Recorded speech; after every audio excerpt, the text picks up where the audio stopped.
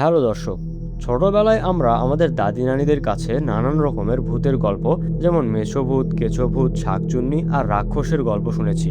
আমাদেরই মতো মালয়েশিয়ান গ্রামের দাদি নানিরা তাদের নাতিপুতিদের অনেক মজার মজার ভূতের গল্প বলে। আজকের ভিডিওতে মালয়েশিয়ার লোককথায় প্রচলিত এমনই 6টি খুবই ভুতুড়ে দেখতে ভূতের গল্প আপনাদেরকে বলবো। তো আর দেরি না করে শুরু করছি আজকের প্রথম গল্প দিয়ে। গল্প বলছি আমি রিহাব, আর আপনি দেখছেন কাগজের গল্প। কাগজের গল্প নাম্বার 1, পেনাঙ্গালান। পেনাঙ্গালান সম্ভবত আমার দেখা সব থেকে ভুতুড়ে একটা ভূত। এরা দিনের বেলায় একটা বাড়ির গৃহবধূ হিসেবে থাকে এবং একটা মানুষের মতো চলাফেরা করে, কিন্তু রাত হওয়ার সঙ্গে সঙ্গে এর গলা থেকে মাথাটা ছিঁড়ে যায় এবং মাথার সঙ্গে এর ফুসফুস, হৃৎপিণ্ড আর নাড়িভুড়ি বের হয়ে আসে। এরপর এগুলো বাতাসে মাথার সঙ্গে ভাসতে থাকে, যা দেখতে একটা রক্ত দিয়ে ভেজা সাপের মতো লাগে। পেনাঙ্গালানের প্রিয় খাদ্য হলো মানুষের রক্ত। এরা অনেকটা ভ্যাম্পায়ারের মতো, তবে পেনাঙ্গালান শুধু প্রেগনেন্ট মহিলাদের রক্ত খায়। মালয়েশিয়ান লোককথায় প্রচলিত আছে যে যখন কোনো বাড়িতে কোনো গর্ভবতী মহিলার বাচ্চা প্রসব করার সময় হয়, তখন সেই বাড়ির ছাদে পেনাঙ্গালান এসে বসে থাকে। তারপর সে তার নাড়িভুড়ি দিয়ে তৈরি সেই লেজটা দরজা বা জানালা দিয়ে প্রবেশ করায় এবং সেই মহিলার রক্ত খায়। মাঝে মাঝে পেনাঙ্গালান রক্তের সঙ্গে সেই মায়ের প্লাসেন্টা বা অমরাও খেয়ে ফেলে, যার কারণে বাচ্চাটা মারা যায়। এই ঘটনায় মা বেঁচে থাকলেও তার অনেক বড় অসুখ হয় এবং সেও ধীরে ধীরে মারা যায়। তবে পেনাঙ্গালানের হাত থেকে বাঁচার একটা উপায় আছে। মালয়েশিয়ান গ্রামের রীতিতে আছে, কোনো বাড়িতে যদি কোনো প্রেগনেন্ট মহিলা থাকে তাহলে তার দরজা এবং জানালার চারিপাশ দিয়ে বড়ই গাছের কাঁটাওয়ালা ডাল ঝুলিয়ে রাখতে হবে। তাহলে পেনাঙ্গালান যখন ঘরে তার লেজ ঢোকানোর চেষ্টা করবে, তখন তার নাড়িভুড়ি কাঁটার সঙ্গে আটকে যাবে এবং সে পালাতে পারবে না। আরেকটা বর্ণনায় পাওয়া যায় যে যখন বাড়ির আশেপাশে পেনাঙ্গালান ঘোরাঘুরি করে, তখন তীব্র ভিনেগারের গন্ধ পাওয়া যায়। তার কারণ হলো পেনাঙ্গালান দিনের বেলায় কয়েক বালতি ভিনেগার দিয়ে গোসল করে। Number 2, Orang Minyak. এখানে ওরাং অর্থ হলো মানুষ এবং মিনাক অর্থ তৈলাক্ত বা তেলে মাখা। এটা এমন একটা ভূত যার গায়ে কোনো কাপড় থাকে না এবং পুরো শরীর কালো কুচকুচে তেল বা গ্রিস দিয়ে মাখা থাকে। এরা রাতের অন্ধকারে বিভিন্ন বাড়িতে ঢোকে এবং আসবাবপত্র চুরি করে পালিয়ে যায়। পুরো শরীর তেল দিয়ে মাখা থাকার কারণে এরা যে কোনো সরু জায়গা দিয়ে পিছলে পার হয়ে যেতে পারে এবং এদেরকে হাত দিয়ে ধরা যায় না। অনেক বর্ণনায় পাওয়া যায় ওরাং মিনাক দেয়ালের ভেতর দিয়ে চলাচল করতে পারে এবং মাঝে মাঝে অদৃশ্য হয়ে যেতে পারে। বলা হয় ওরাং মিনাকের গায়ে প্রচণ্ড শক্তি।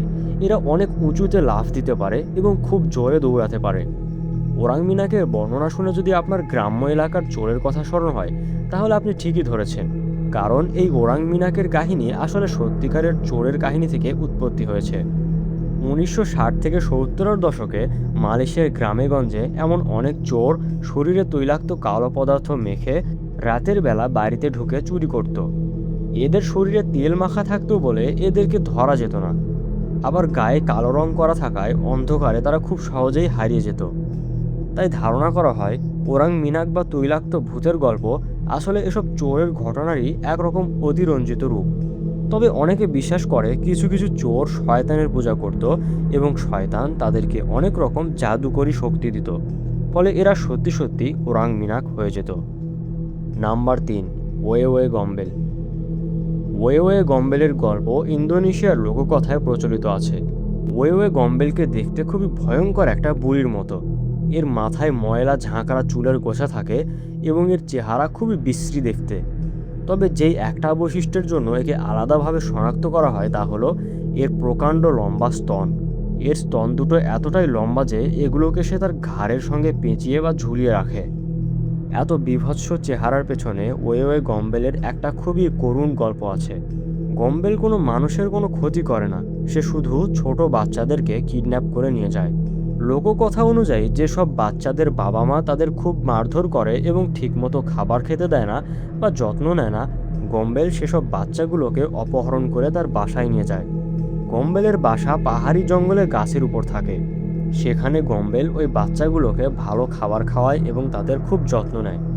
পরবর্তীতে যদি ওই বাচ্চার বাবা মা তাদের ভুল বুঝতে পারে এবং বাচ্চার জন্য কান্নাকাটি করে, তাহলে গম্বেল আবার সেই বাচ্চাকে তার বাবা মায়ের কাছে ফিরিয়ে দেয়।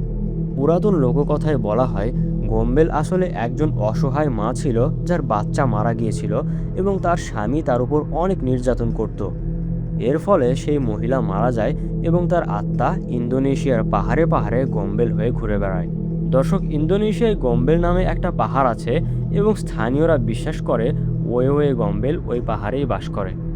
নাম্বার 4, পোকং। পোকং হলো মালয়েশিয়া এবং ইন্দোনেশিয়ান ফোকলোরে একটা খুবই বিখ্যাত ভূত। এরা হলো কবর থেকে উঠে আসা মানুষ যারা কাফনের কাপড় পরে থাকে। পোকংয়ের পা দুটো রশি দিয়ে বাঁধা থাকে, তাই এরা লাফিয়ে লাফিয়ে চলে। এরা দেখতে অনেকটা জাম্বির মতো। এদের মুখের আকৃতি গলা পচা এবং চোখ দুটো কোটর থেকে বেরিয়ে এসে লাল টকটকে বীভৎস একটা রূপ ধারণ করে। তবে পোকং কোনো মানুষের সরাসরি ক্ষতি করে না।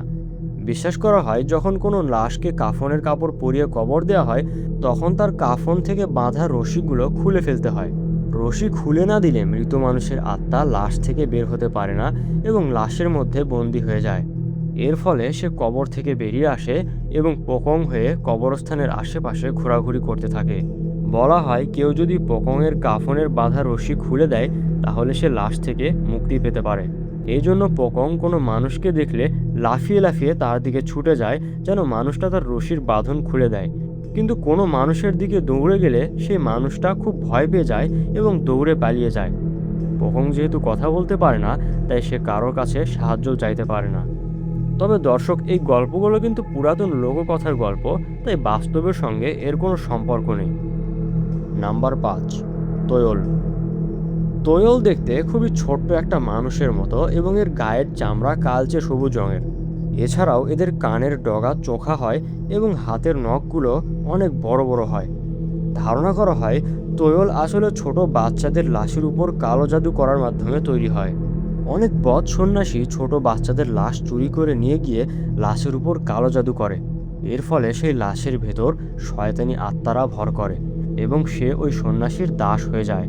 সন্ন্যাসী তোয়লকে কাঁচের বয়ামে বন্ধ করে রাখে এবং মাঝে মাঝে একে দিয়ে বিভিন্ন বাড়িতে চুরি করায় এবং মানুষকে ভয় দেখায়। মালয়েশিয়ান লোককথা অনুযায়ী তোয়লের হাত থেকে নিজের বাড়িকে রক্ষা করার অনেকগুলো উপায় আছে। এর মধ্যে প্রথম উপায় হলো বাড়ির উঠানে ছোট ছোট মার্বেল বা খেলনা ছড়িয়ে ছিটিয়ে রাখতে হবে।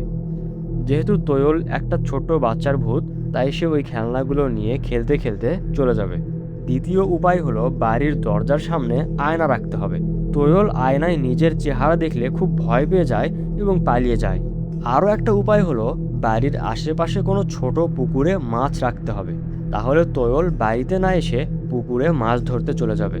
তবে ব্যক্তিগতভাবে আমার মনে হয় আয়না দিয়ে তোয়লকে ভয় দেখানোর ব্যাপারটা খুবই মজার।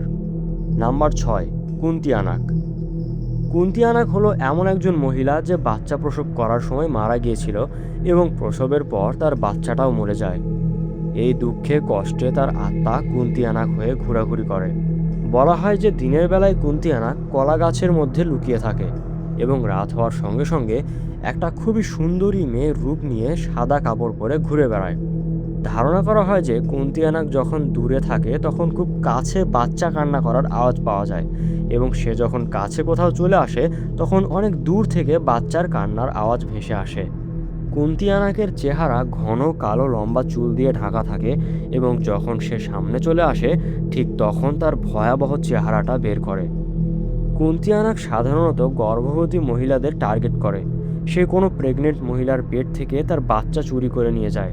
কখনো কখনো সে এমন পুরুষদেরকে টার্গেট করে যারা নিজের বউকে মারধর করে। কুন্তিয়ানাক যখন জীবিত ছিল তখন তার স্বামীও তার উপর অনেক নির্যাতন চালাতো, তাই এমন পুরুষদের প্রতি কুন্তিয়ানাকের অনেক ক্ষোভ। তবে কুন্তিয়ানাককে বশ করার একটা সহজ উপায় আছে। এর পিঠের উপর বড় একটা ক্ষত বা কাটা গর্ত আছে।